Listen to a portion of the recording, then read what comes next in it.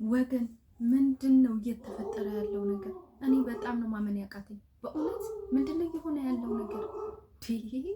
እስከ ዛሬው ሲገርመን ጭራሽ ዛሬ ደግሞ ዛሬ ማለት ነው ዛሬ በኬክ ስደባደቡልን ጀመረ።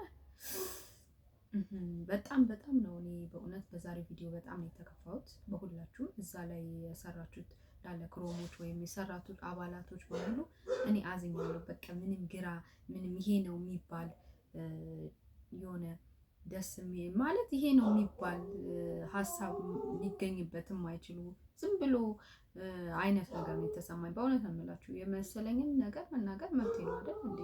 እና ለምን እንደዚህ መሆን አስፈለገ እንዴ? እኛንም ልታከብሩን ይገባል እንጂ ለኦዲየንስ ምን መልእክት ምን ማስተላለፍ ምን ማቅረብ ምን ነገር ማድረግ እንዳለባችሁ ማወቅ አለባችሁ እንዴ? እየረሳችሁት መጣችሁ እንጂ ስራችሁን እና ምንድነው ብሩኬ ያው በቃ 300,000 ሰብስክራይብ አገኘ። ስለዚህ አብረን እናክብረው ብላችሁ ያዘጋጃችሁት ነገር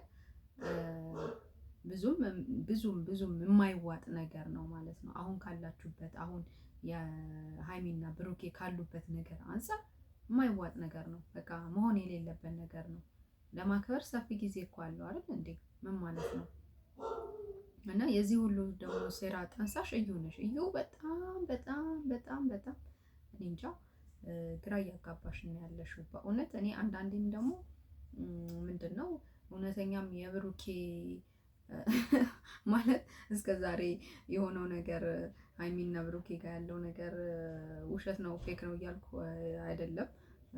ስራም እንደሆነ ሆኖ አንፃር ግን ምንድነው የብሩኬ እውነተኛም ሚስቱ እየመሰለችኝ ነው ማለት ነው። በእውነት ነው የምላችሁ እና ምክንያቱም አለ አይደለ አለ በቃ ብዬ ትረዱኛላችሁ አስባለሁ። ግን ምንድነው ዛሬ የተፈጠረው ነገር እዩ ያው እውነተኛ እርጉዝ ናት።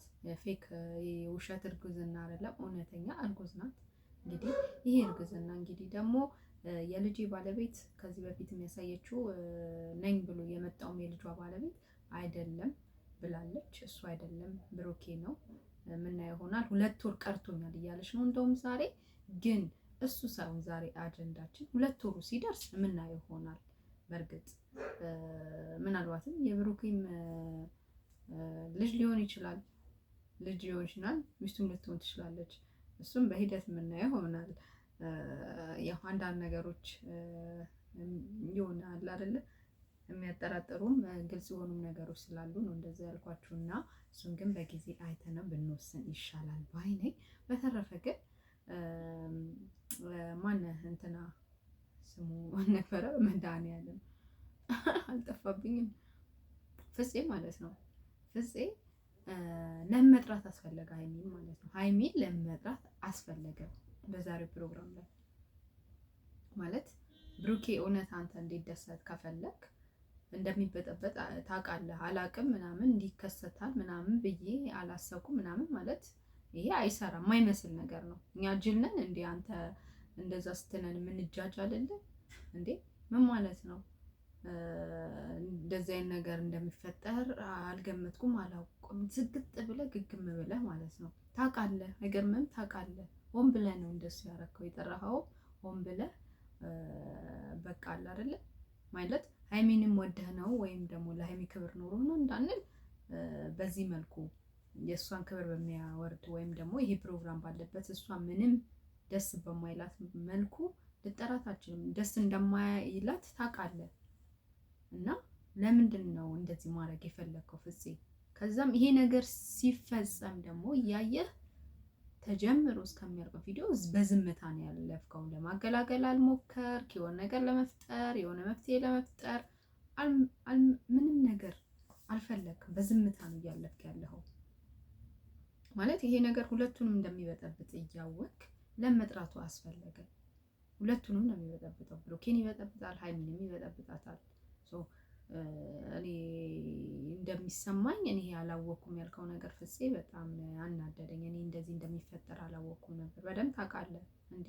ምንድን ነው አንተ አላበዛሁም እንዴ? ሲቀጥል ደግሞ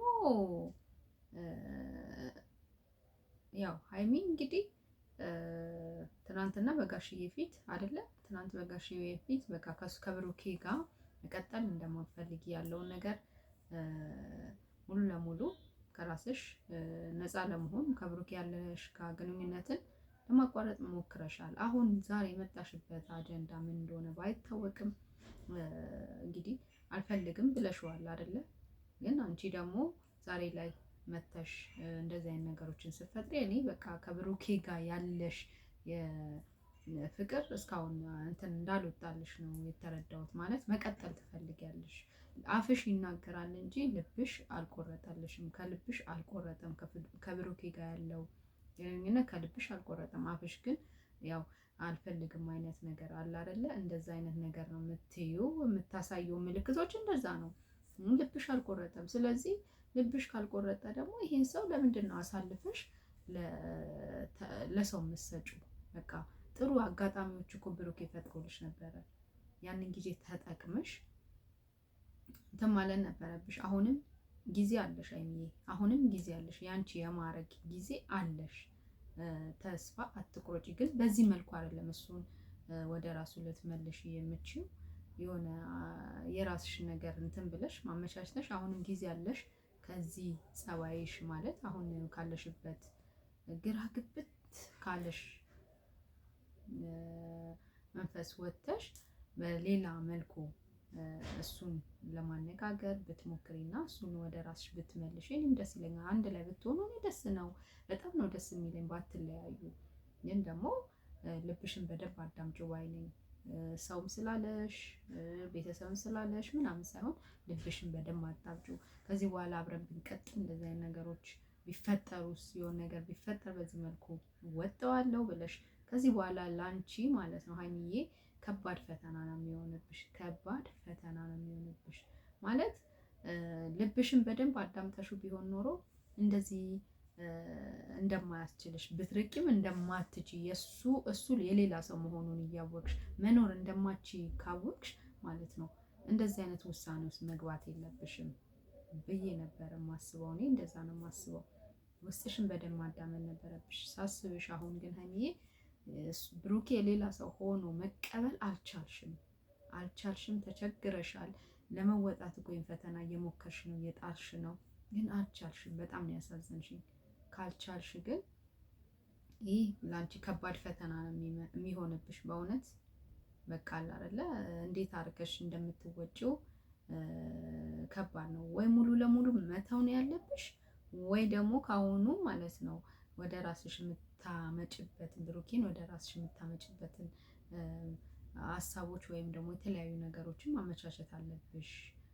ከእንደዚህ አይነት መጥፎ ሙዶት ውስጥ ወጥተሽ በተሻለ ሀሳብ ማምጣት አለብሽ ብዬ ነው የማስበው። ማቺ ከሆነ ብቃት ከሌለሽ ወደ ሌላ ነገር ውስጥ መግባት የለብሽም። የበለጠ ብሩኬ እንዲጠላሽ ነው የምታረጊው ማለት ነው። ማለት እንደዚህ አይነት ፕሮግራሞች ውስጥ እየገባሽ ምናምን እንትን ብትይው ከአንቺ አይጠበቅም። ሀይሚ ወርደሽ ማንነትሽን ነው የምታወርጂው። እና እዩ ደግሞ ማለት ነው ይቺን ጊዜ ተጠቅማ ወደ ራሷ ልታረገው ብሩኬን በጣም እየጣረች ነው። በጣም ማለት ነው በቃ አሁን ብሩኬን ለማስደሰት ይሄ 300 ምንድነው 300 ሺህ ሰብስክራይቡን በተመለከተ አስባ ሳይሆን በምን ይሄ ልጅ ወደ ራሴ አይነት ልመልሰው ነው እያለችና እያሰበችበት ወደ ራሷ ለማምጣት እየሞከረች ያለችው እና እድል ሰጥቻታለሁ። እድሉን ስላልተጠቀመች እንደውም ዛሬ እያለች ያለችው እድል ሰጥቻታለሁ። እድሉን ስላልተጠቀመች ግን ምንድነው በቃ እኔ እሱ እንዲከፋብኝ አልፈልግም፣ ወደ ራሴ ማምጣት እፈልጋለሁ ነው በቃ ያለችው። እንደዚህ ነው ስግጥ ብላ እያለች ያለችው ማለት ነው። እውነትም ይቺ ልጅ አታደርገውም ማለት አይቻልም፣ ታደርገዋለች ብዬ ነው የማስበው። ምክንያቱም ይሄ ልጅ ሰው ያስፈልገዋል። ምክንያቱም በከፋው ሰዓት ደግሞ የሚፈልገውን ነገር የሚያስደስተውን ነገር ካገኘ እሱም አማራጮችን አይወስድም ብዬ አላስብም። ሊያረገውም ሊፈጽመውም ያለውን ነገር ሙሉ ለሙሉ እንትን ሊለው ይችላል ብዬ አስባለሁ። ግን በአንዴ የሚሆን ነገር አይደለም ይሄ መቼም በአንዴ ከአንዱ ወደ አንዱ እንትን ማለት አይቻልም። አለ አይደለ? ይሄ ተፈጥሮ ነገር ነውና ከጊዜ ሂደት ግን ሀይሚ ቶሎ ብላ ፈጠን ብላ ውሳኔ ካልወሰነች ብሩኬ የራሱን አማራጭ ሌላ እንትን ማለቱ የማይቀር ነው። ስለዚህ ሀይሚ ፈጠን ብለሽ ማለት ነው ብሩኬ ከሌላ ሰው ጋር ሲሆን አንቺ መቀጠል በራስሽ መንገድ ማቺ ከሆነ ውሳኔሽን ወስኚ። በቃ ይህ ሰው ወደ ራስሽ እንዲመለስ ማድረግ ነው በቃ ዋናው እንትንሽ። ግን ብዙ ፈተናዎች ይገጥሙሻል። ይሄንን ሁሉ አስበሽበት እንግዲህ አማራጮችን መሞከር ነው የሚሻልሽ እላለሁ። በተረፈ ግን እዩ ልቦና ይስጥሽ፣ ስርዓት ይኖርሽ፣ በእውነት ስርዓት ይኖርሽ። የሰው ወርቅ አያደምቅ እና ልቦና ይስጥሽ።